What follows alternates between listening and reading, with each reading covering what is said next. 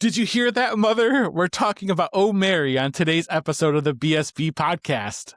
Spoiler warning, if you haven't seen the craziest historic comedy on Broadway, then slam that door harder than Mary on a bender and return once you witnessed all the madness. If you're still here, strap on in and let's get started.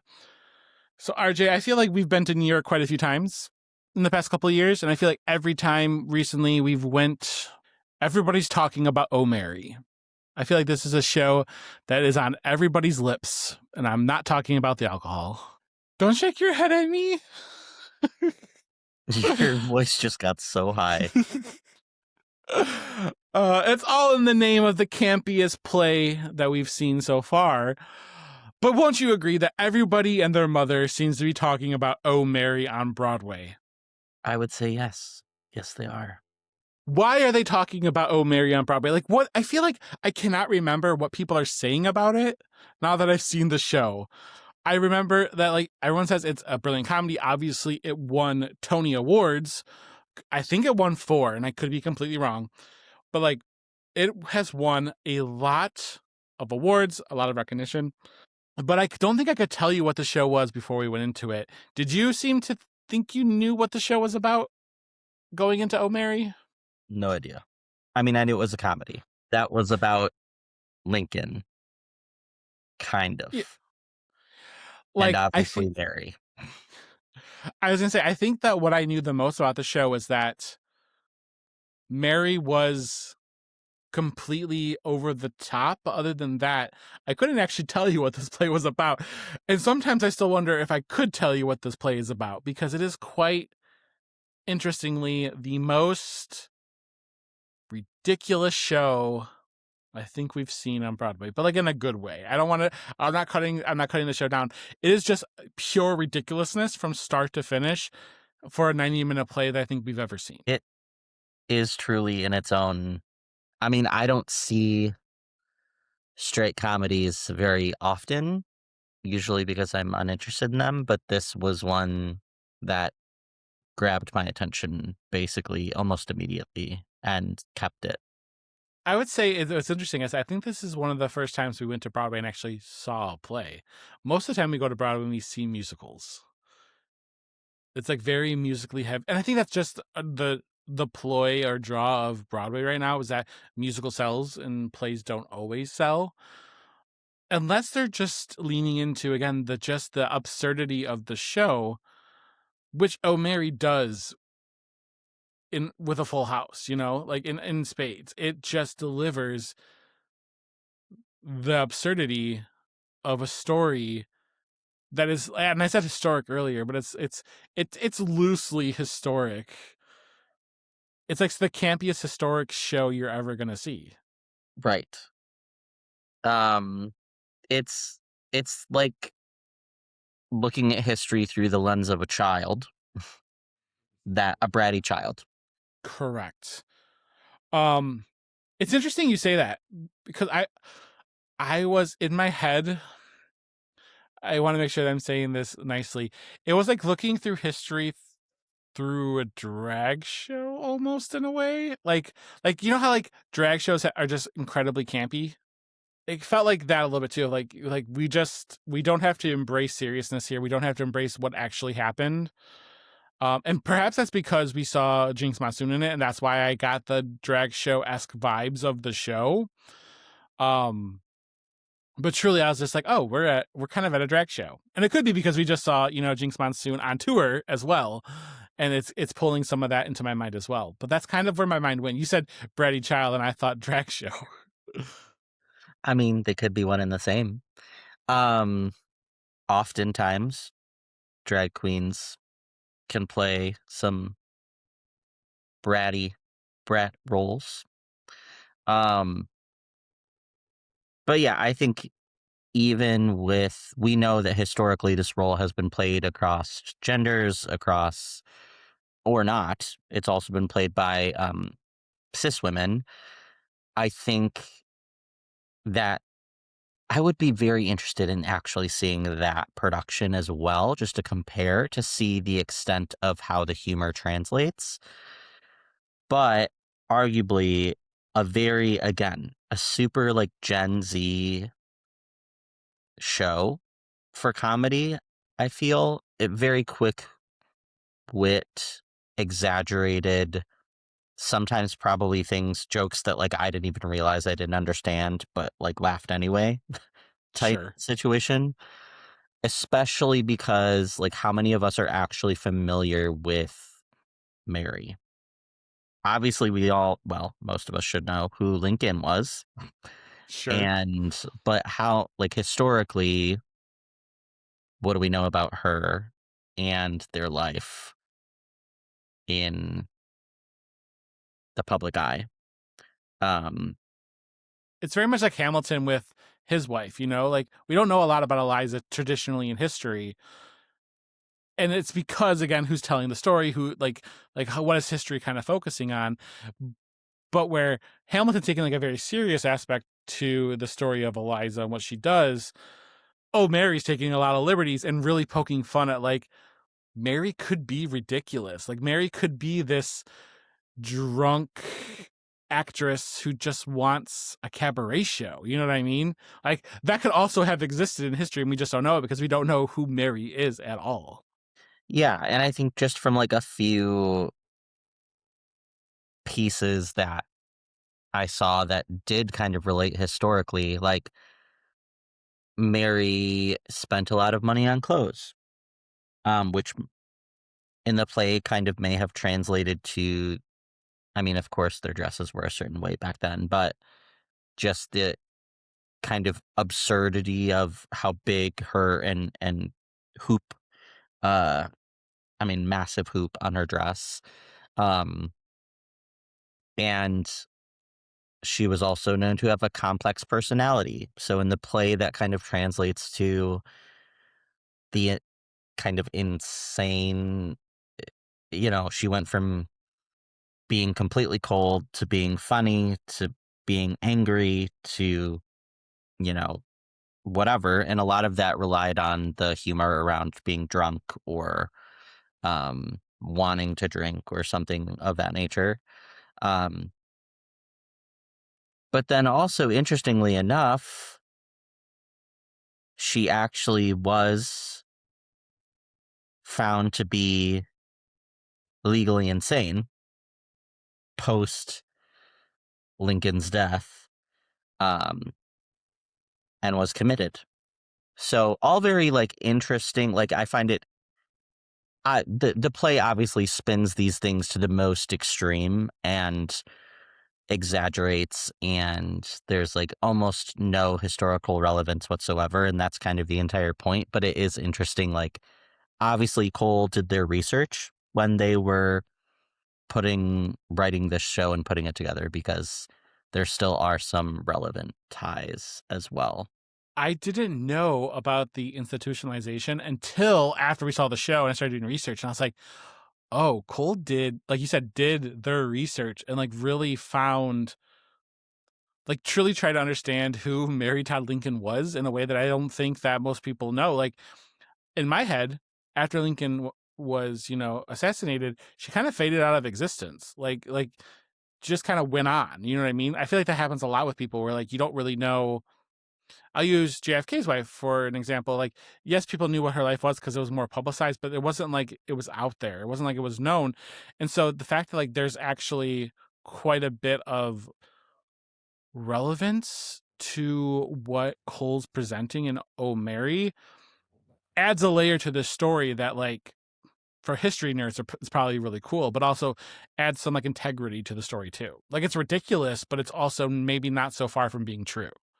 Yeah, it's like watching the real life version of a show like Family Guy or something. You just a constant laughter while knowing that there's some hidden truth in the nonsense that you're watching um may be a little bit more truthful than we want it to be. True. And so for those who haven't seen it yet and you want to know a little bit more about it, Oh Mary truly is like the final weeks before Lincoln's assassination. Uh Mary she's lost. She's very much a drunk. She is kind of screaming and yelling and having a lot of emotional outbursts. It feels, and I'm going to use this as a psychological term and not as like I'm trying to criticize anyone. It feels a little bit like bipolar disorder to the extreme, like exaggerated in the show. There's like throwing things, there's tearing apart stuff, there's talking to pictures, there's, again, getting drunk on substances that like most people don't even think about, but Mary's doing them, all because she feels so unfulfilled in her life. And because she's unfulfilled, it leads her to taking acting classes and trying to find a reality. And I think it also speaks to the way, again, women were treated during the time of Mary Todd Lincoln, where like they were only there to support the men's adventures. That's not the right word, but like she was there to support Lincoln in his becoming president, but she was often overlooked. And so I think that's what's interesting is that like kind of like what we talked about Operation Mincemeat, you're talking about something that actually was relevant and heavy at the time, but doing it with that spoonful of sugar. I mean, agree to all of the above. It's easily one of, again, the campiest. Like, absolutely do not go to this show if you are expecting, I don't even know, like anything less. Like, take the Book of Mormon times 5, in regards to like kind of filthy level of filth / just extremism. And then, yeah, sprinkle some even more queer and gay in there, and you might be remotely close to what's happening. But it truly embodies the chaos and the irony of, obviously, we know during that time that the war was ending or coming to an end, and the play just obviously, again, makes a joke of the fact that, like, what war? As if there was nothing else going on. The sole focus of this plot is Mary, even though we're talking about all of these big pieces of history, but we're making them seem like they didn't mean anything. Like we didn't even know what they were talking about. I think that, and obviously we're gonna move on in just a moment, but I think that I was just so I don't want to say flabbergasted, but like I was not expecting it to be as gay as it was, even though I knew it was super gay. Do you know what I mean? Like I knew that there was a lot of queer undertones, especially because when you look at like the creator who starred in the original role, there's just a lot to, and there's been cis women who have played this role. I think there's a gay man coming up that's taking over the role after Jinx. I could be wrong about that. So again, like anybody can put on the bratty curls and play Mary Todd Lincoln. I heard Maya Rudolph's going to be taking over soon. And again, level of campiness, Maya Rudolph and Jane Krakowski, who played the role as well. We had Titus, and like there's all these different people. So I knew it was gay. I guess I missed the piece where I was like, and Lincoln's gay. And, and Mary's teacher's gay. And there was just like there's a lot of gay. It's raining gay in Oh Mary, which is not a bad thing. It's just I think it's an unexpected piece of that puzzle that is actually what adds to the campiness and the funniness of the show. Yeah, I mean, you're taking like context of, again, 2026 and throwing it at Abraham Lincoln, who is seen as this historical figure that, like many, we take very seriously, right? We take our history seriously. And so for someone to spin that on its head feels very irregular, but also makes it that more funny because there's nothing else. The only thing I can think of that is even remotely similar to this would be something like a drunk Shakespeare type production. Yes. Like, I think they just do drunk theater now. But it's just take what you know and screw it every which way, and that's what you're getting. Yeah, no, that's exactly what this is. And I can see why it works for some people. And again, we're going to talk about at the end, how does it work for us? But I do want to talk about the people that we had, the cast. We got to see Jinx Monsoon as Mary Todd Lincoln, which feels a little bit like a fever dream. But she was phenomenal as Mary. And I'm almost, like you said, I'm intrigued to see how other people do it, because it felt such a like a Jinx coded role that I couldn't possibly think of anybody else playing that role. Correct. Yeah, I think really leaning into, again, we actually just had seen her not too long ago, so it was kind of almost bizarre because it felt very similar to what she would normally perform, Correct. comedy wise, which of course then it makes sense. Why wouldn't you cast her in this part? Um, but yeah, as we know, like there was so much physical comedy in this show, and the pause, like grand pauses, because you're egging on those comedic moments. Um, I'd be curious if that was like a personal choice, if it was a directive choice, or it could have even been based on the night. Like shows like this truly also depend on the audience, and if the audience isn't eating it up, it's not going to go well. But I will say I think our audience ate pretty well. I was gonna say there was a part, and I can't remember if it was in front of the curtain as she's auditioning, Mary's auditioning, or if it was during the final number. But it was almost like Jinx specifically called out basically to the audience, something like how the audience was reacting, and like had a moment. And I was like, okay, again, was that scripted? Was that us? Was that the energy? It was one of those shows, like the barrier between the audience and the actors was almost shattered. Like there almost wasn't a barrier. There was pieces that felt like we were part of the show, and that was really cool as well. Yeah, and that theater lent itself that way as well. It was pretty small. The stage was small. It was very intimate, um, and quick. Like every scene, I com- I compared it many times to an old fashioned black and white movie. Um, except this one has sound. Um, but just the cut twos of the scenes, and I mean each scene was probably only a couple minutes long. Uh, but just very unique in its own right, on top of obviously the comedy piece, a clear farce as we mentioned previously. Um, but you don't see political farce too often. So I think again, it's like that like unspoken like, oh, like dare we talk about politics? But obviously this is such antiquated politics that it is just it's incredibly funny. I mean, absolutely. I mean, there's so much that I want to touch on here real quick. When you talk about the farce, I just want people to know too, this is a one set piece. I would say, like, yeah, I guess there's more pieces than one set, but it's truly like most of the stories told on one set. And there's two doors going in and out of this office. So it's a lot of door slamming, like a farce. But I don't know, there was something about this that felt uniquely different, and dare I say superior to some of the other farces we've seen. I can't put my finger on why the doors worked so well in this. And it could be the hoop skirts. I think that's possibly what it was. It's the hoop skirts aspect of the comedy that made that work so well. Well, and you know that like those doors were obviously created to literally fit those dresses through.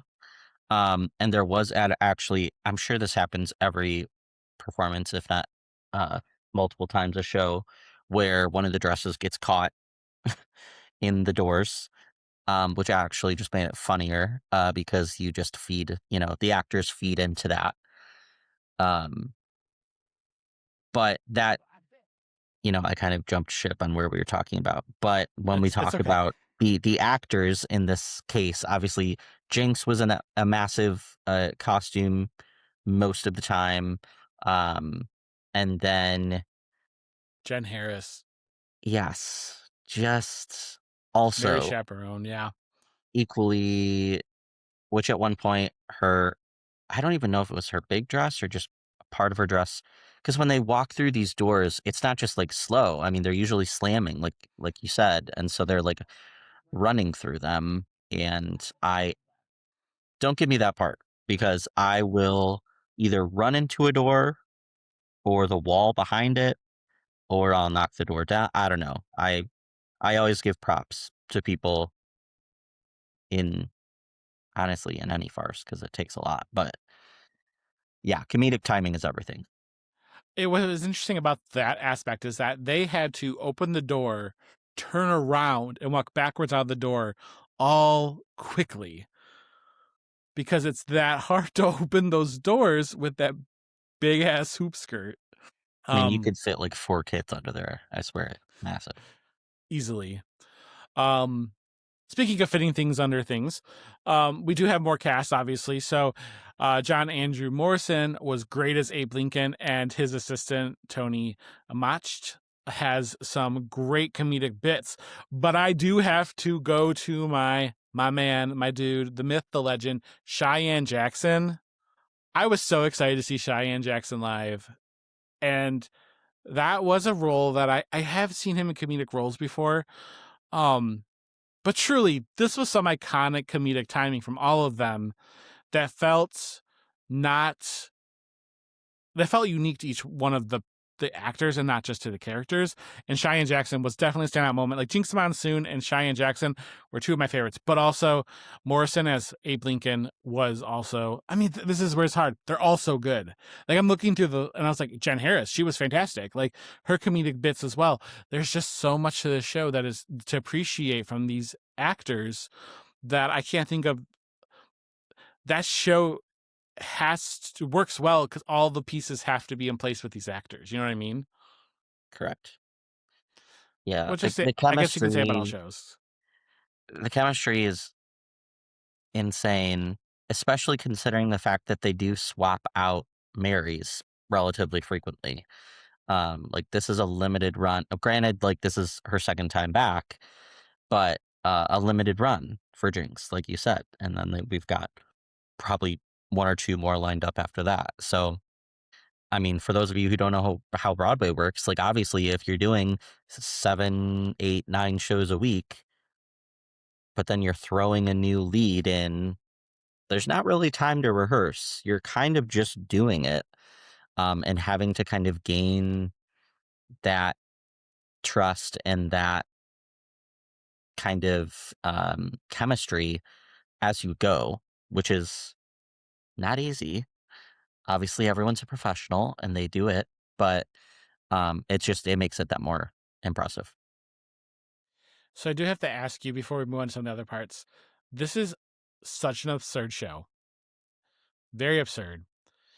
Is it chaotic for just for chaotic sake, or do you feel like there is an authenticity to the connection the audiences can make with the show? Like, do you understand kind of how, like, what I'm saying there?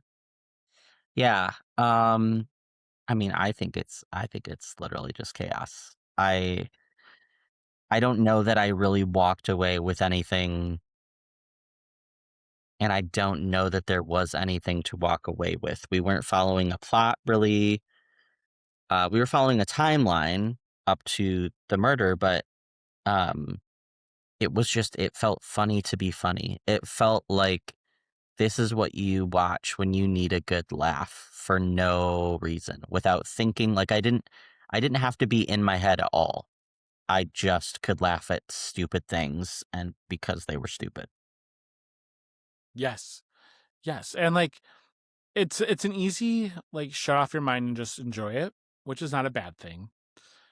I do think that if people are looking for, sounds mean, like substance, they're looking for a show that is like, has like some deep message or some aspirational thing to take away from it. It's not the show. This is a show that you are going to just have the most fun you possibly could. Glitter and be gay. I do want to go to you had mentioned the they're kind of short little stories, and then we kind of blink out and we go to the next one. And something you had talked about quite a bit, which I think is really important to note, is the technical piece of moving the story in the darkness. As we're jumping from scene to scene, it goes like a silent film, it kind of goes out to black and it comes back with the next scene. As somebody who's in the theater, what was it like for you to be like, and then all of a sudden we're in a new scene and everybody had moved on stage in the dark? Yeah, I mean, obviously, again, they're professionals and they've been doing it for years, but it's still incredibly impressive. I mean, when I say cut to black, that stage is black. A lot of shows will, like, take it down to like 5%, the lights down. So just enough so that you can kind of see where you're going. And maybe there's some stage magic I'm not aware of that they're kind of tricking our eyes, although I'm sure that there are like cue lights off on the side so that people can see where to go. Because there are ultimately just the two doors in the back, and then there are like wing, or is it just one wing? I can't remember if it was both wings or not, where there's just like an open area. Mhm. Um, but insane. I mean, that's so hard. I would fall flat on my face. It would be awful. They probably do. I mean, obviously the stage manager isn't giving the cue for lights up until everyone's in place. But even then, like as a stage manager, you could be backstage somewhere in the pitch black, and I don't know, unless they've got like glow tape on their heads or something, I would love to know how they're doing that because it's quite impressive. And it's pretty instantaneous too. Like it would go black and then it would be like 1, 2, and then it'd be back up. And so like even if there's a mistake, they're moving impossibly fast to get to their next cue mark or the cue line.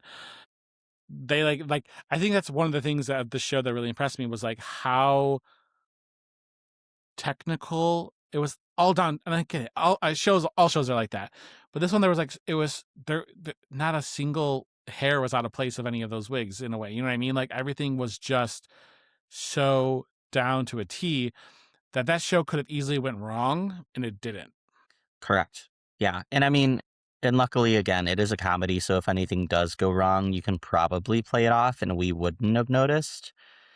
Um, but I mean, good on them because 2 seconds, if for any type of scene change, even though the set is not changing, like the people still are. So it really is a scene change. And it's the quickest ones I've ever seen. Correct. Um, let's talk about the pace real quick before we give our final verdicts. This is a quick show, 90 minutes in and out. They use every bit of the 90 minutes and it does not feel like it's 90 minutes. Was it almost too quick? And I feel like myself cringing to say, like, is a show too quick? Like, did it move too fast for a show such as that? I thought it was appropriate. I think if you elongated it much more, people would get antsy. Um, Okay. because you are kind of still getting the same frame by frame for each scene, right? Like we know where we're headed, we know what's going to happen. You can only do that so many times. You can only talk to the acting teacher so many times. You know what I mean? Like there's not a lot of variance happening. The set remains the same until, the very end. Um, and so, I mean, if you do elongate it, I think it would require an intermission. I think you have to break it up, act one, act two. Not sure where that would happen, but I think it was fast, but I appreciated it. I felt like I got what I needed from it. Okay. One other question then for you. By the time we reach the final scene, tonally was it just like so absurd to the point that it just no longer, I don't want to say it makes sense, but did it just reach a level of absurdity that was just like, what are we doing? There Okay. is a whimsical, again, chaos of what the actual am I watching? Um, but I think it's there because we want it. like we're curious, right? Like basically that second half of the show is talking about acting and talking about cabaret and talking about all these pieces of things that she did before and who she and but meanwhile we're hearing like, oh, she's shitty and blah blah blah. And so like it's the closure. It is like the closure piece of the show, I think. Um because otherwise I think without it people would be like, but I didn't get to see any performative, like we talked about performance this whole time, and then I didn't get to see any. Um, so I think it closes the circle a bit. It reminded me a little bit, and this is such a weird connection, but I made this connection as I got home and I was thinking about all the shows and describing them to my friends and family. It got to the point of like season 3 of American Horror Story with the witches, and like to the point where like the last episode, it was just like so absurd of like very campy comedy that you're like, sure, why the fuck not? Like, and like you enjoyed it I enjoyed every second of that, but I was just like, and of course, Mary Todd Lincoln's a cabaret dancer in a one piece, laying on the ground, making jokes. Like, what else could we possibly be doing with this scene? Like to the point where like I almost was rolling my eyes, but in a way that like I was like rolling them through like enjoyment and not through like annoyance. Like I don't know how else to describe that. I've just been like oh God, here we go. Of course, this is what's coming, you know? And so I think that is, you're right. There was no other better way to like wrap that up without doing that. And they just went like, okay, and we're embracing the absurdity completely. Everybody suspend belief. Here we go. Like, and that's kind of where it left me at. Well, because it makes the rest of it believable, right? Like after all this is ultimately what Abe was avoiding. And it happened. Would you go see this again? yes. Okay. Would Great you point. go see it again? Yes. I think, okay, so this is where I'm going to have yes, but an asterisk, okay?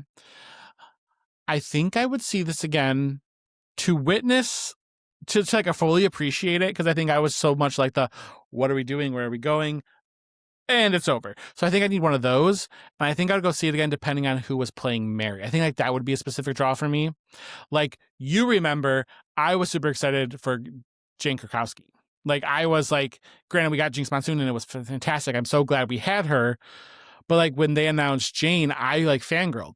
When we were in New York, they had the rumor was that Maya was going to be the next one, and our faces both kind of lit up a little bit. Like I think like if there was the right cast, like a right stunt casting, I would 1,000%. It would be at the top of my list of going to see it again. I'd be like, oh, I have to see that person be Mary. Yeah, and I think that's the draw and that's why they keep swapping out Marys, is because like it can feel like a different experience every time, even though you know exactly what's going to happen, because the comedy is so reliant on the individual playing Mary. It could almost, I mean, obviously the script is the same, but it could almost feel like a different show. Sure. I'm going to ask you then something on the flip side. While we were in New York, right after we saw Oh Mary, they announced that there was a tour coming. And now I'm going to preface this by saying, I'm not that I have any stake in it. I'm worried that Oh Mary's not going to have the same reception on tour unless they have stars that are willing to go on tour with Oh Mary. But what do you think about that? Like touring wise, do you think without a star to pull people in, people are going to embrace Oh Mary the way that it should be embraced? I think it depends on casting and theater size. So I don't think Okay. that this show is built for a house of 2,500. I think Agreed. it's built for a small black box intimate theater, like almost like comedy club type situation. Um, and then because it's just intimate, it's all about physical comedy. It's about the facial expressions. And if you can't see that from the fifth floor balcony, you're just kind of looking at people not really moving around, because really, again, while it was exaggerated, I'm not sure it would be conveyed the same. But also, yeah, you're gonna need a name. Like this comedy, again, it's so specific that, I mean, if you get offended easily, this show, you can't. You can't do it.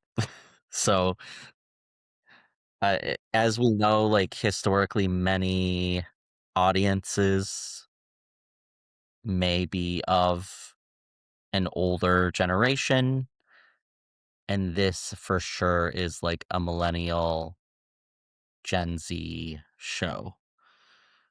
So, I will just say I looked up some more information for seats, and the average Broadway theater has between 1,000 and 1,300, with the largest being the Gershwin, which is at 1,900.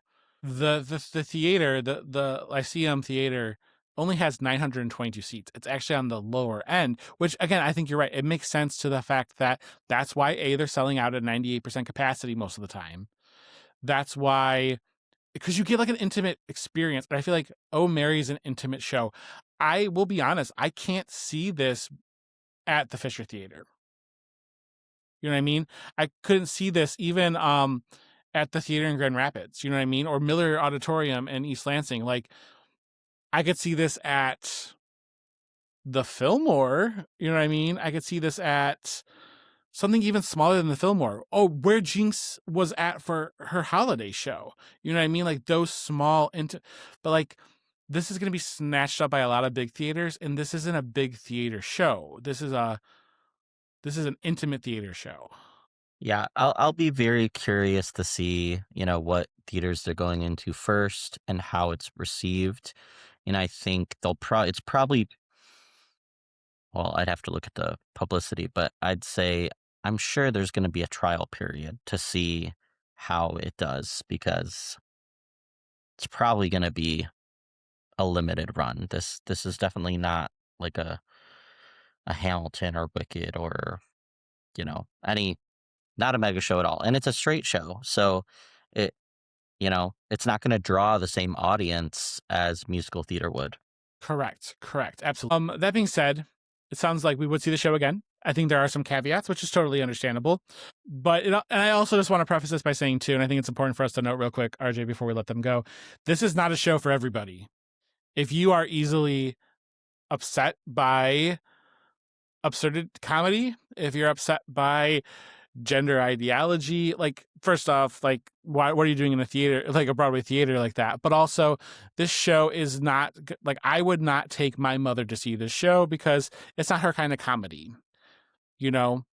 And so just like I always want people to know that like this is a show I think you would appreciate, but it's maybe not a show that everybody will appreciate.